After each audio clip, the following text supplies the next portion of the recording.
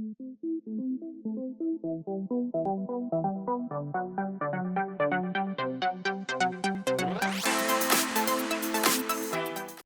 everybody, this is Graeme Anderson, and today I'm going to be looking at the Lost Ruins of Arnak. Now, I don't know about you, but when I was a kid, I grew up watching, Indiana Jones, and just looked so cool to be going through the jungle or temple and living by the seat of your pants. There are a few games that try to recreate that feeling, but Lost Ruins of Arnak tries to recapture that swashbuckling feeling of those adventure movies. You'll be collecting artifacts and tools to help you go deeper into the jungle, looking for the lost ruins, all the while researching what you have found, and hopefully overcoming some of the ancient guardians protecting the Lost Ruins of Arnak. Now, the basic mechanism of this game is deck building with some worker placement. You're going to need cards to help you move around the board, to do research at the Lost Temple, discover new dig sites, and hopefully overcome the guardians. So, will this game be the Raiders of the Lost Ark, or is it going to be more along the lines of Kingdom of the Crystal Skull? Let's get it to the table to see how it's played, and we'll come back with my final thoughts on the Lost Ruins of Arnak.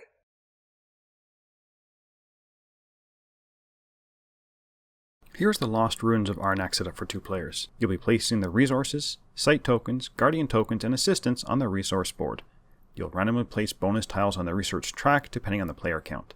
Place random titles on the dig sites and fill the card row with artifact and tool cards. Each player gets a player board, which will hold an identical starting deck, which consists of 2 funding cards, 2 exploration cards, and 2 fear cards, which are all shuffled together.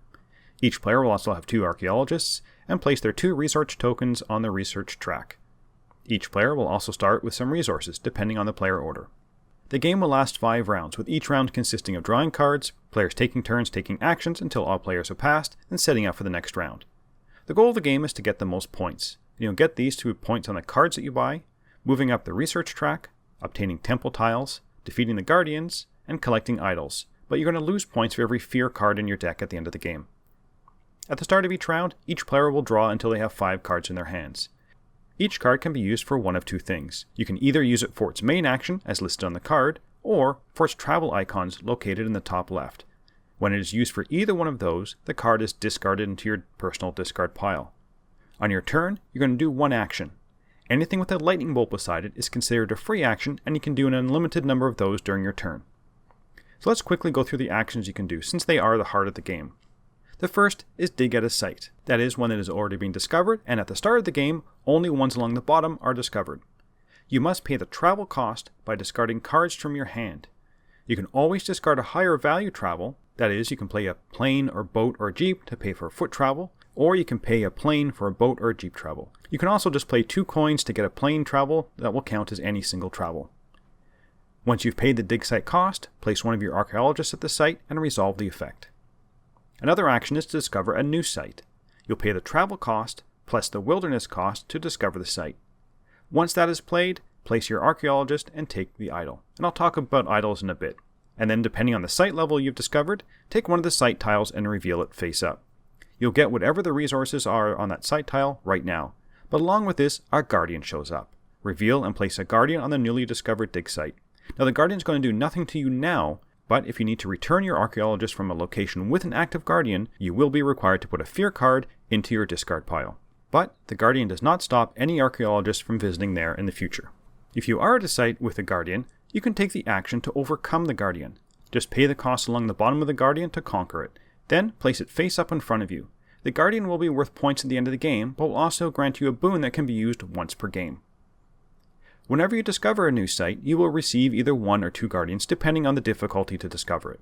If the idol is face up, you receive the depicted resource and place it face down on your board. If it's face down, it's just going to be worth points at the end of the game. As a free action, you can move an idol from your board onto the leftmost empty spot on your board. Once you've done that, you can then do one of the actions listed beside the crates.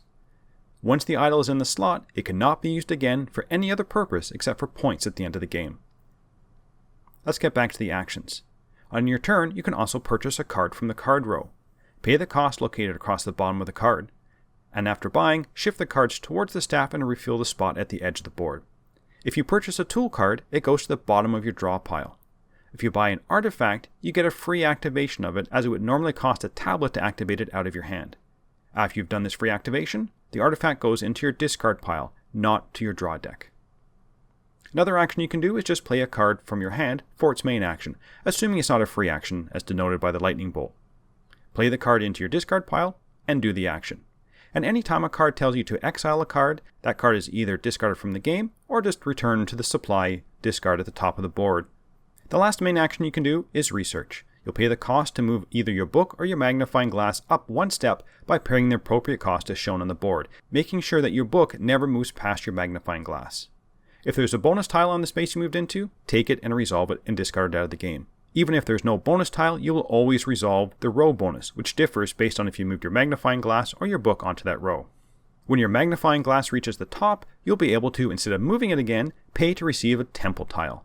The tiles across the bottom will cost whatever is directly below them.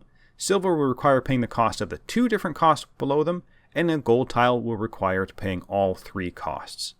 Now 2 rows on the research track will allow you to hire an assistant. When you reach there, you pick one of the assistants face up and place it on your board silver side up. There are 2 spaces on the research track will allow you to upgrade your assistants to their gold side. And whenever you use an assistant during the turn, rotate it and it cannot be used again until it is straightened up. The final action you can do is just pass, and when all players have passed, the round is over.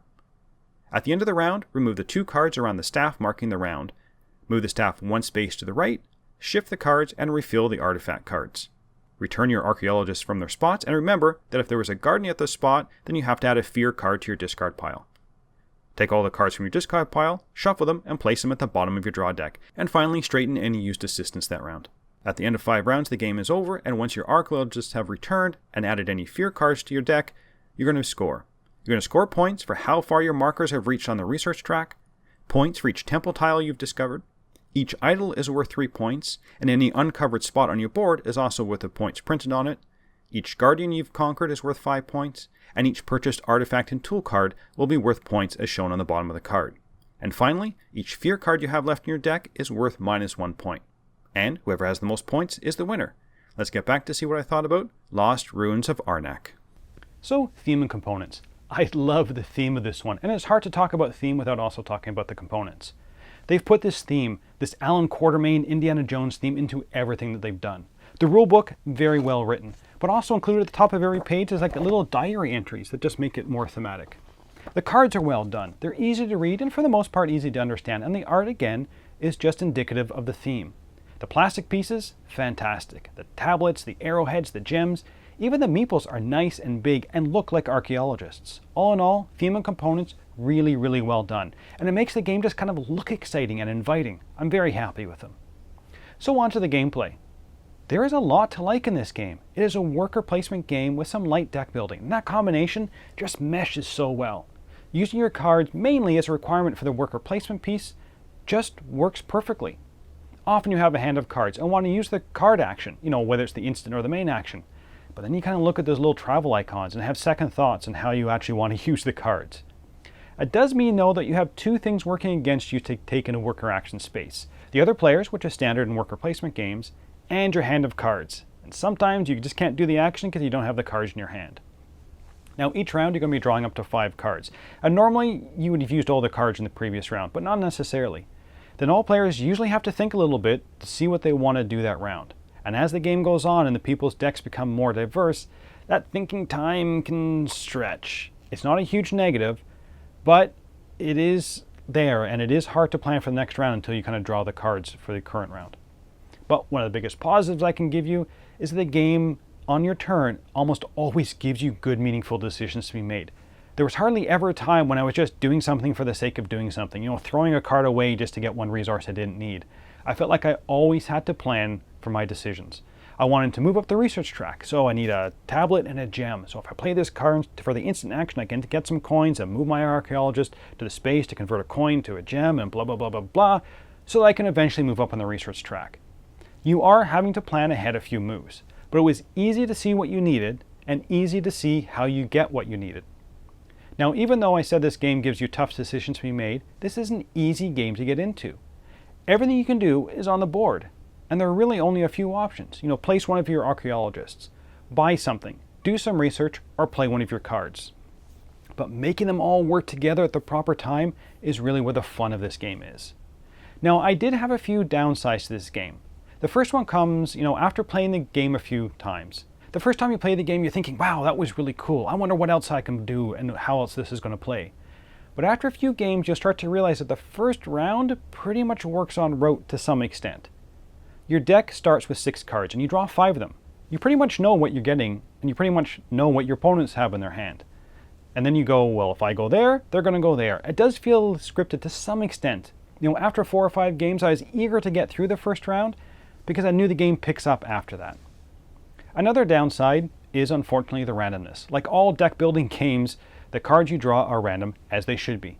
And dealing with that is really what this game is about. But it can be frustrating when one of your opponents just happens to get the right cards at the right time, or the new card in the card row just works perfectly with their assistant. It's something that just happens. And again, this is not a major negative, but did lead to some minor frustration while playing when people were seeing other people get lucky during the game. The last minor negative is the downtime. Part of this game feels like you need to be taking as long as possible in your turn to use up every single possible action you have during the round. There's only 5 rounds, so that kind of makes sense. But waiting for other players to go through all their possibilities near the end of the rounds can be a little tiresome. You finish up your round and you're just kind of watching other people thinking.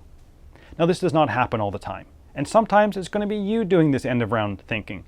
But the design of the game where everybody doesn't end at the same time just means that sometimes it's going to be inevitable. But ultimately, would I recommend this game? Definitely no reservations. This is a fun game. The theme and components are really impressive for the style of game. There's so many different ways to attack the game, whether you're going to do heavy research, or go heavy exploring and go after the Guardians. What about going heavy into the cards? It never feels like you're stuck, and you are almost always weighing several good options to do on your turn. And I like that there are 2 sides to the board. And the second side seems to be a bit tougher, actually. Things are more expensive. And giving up an idol to move up on the research track just hurts because those idols can be so powerful. I like that the game seems to last an almost perfect length of time. That is, there's a good solid game arc. Things ramp up to a decent speed and then end at a good time. But with that being said, my biggest issue is actually the way the game starts. The first round or 2 feels like a preview of what's to come. And I kind of wanted to rush through it since the game is only 5 rounds, and that left a bad taste in my mouth. The randomness of the card draws is also a slight negative. You only have 5 rounds, and often you need cards for the worker placement piece. So if you don't get the cards you need during a round, it's kind of hard to take knowing that you only have a few rounds left to do it. Then of course, waiting for the other players to finish up the round after you're done can lead to some downtime. I also felt that after playing this game multiple times that I kind of wanted more ways to play. Maybe a big baddie that gets introduced, or ways to change up the setup of the game to make things cost different. I felt like I was kind of getting into a rut of how I was approaching the game. Now, even though I had some very minor niggles with this game, I'm going to give this one an 8 out of 10 and the Dice Tower seal of approval easily. I would say that if you have not tried this game already, you really should give this one a try. It is an inviting game with great components and simple mechanisms that still manages to give you some good, tough decisions to be made on almost every turn. And that's it for the moment. Until next time, thanks for watching.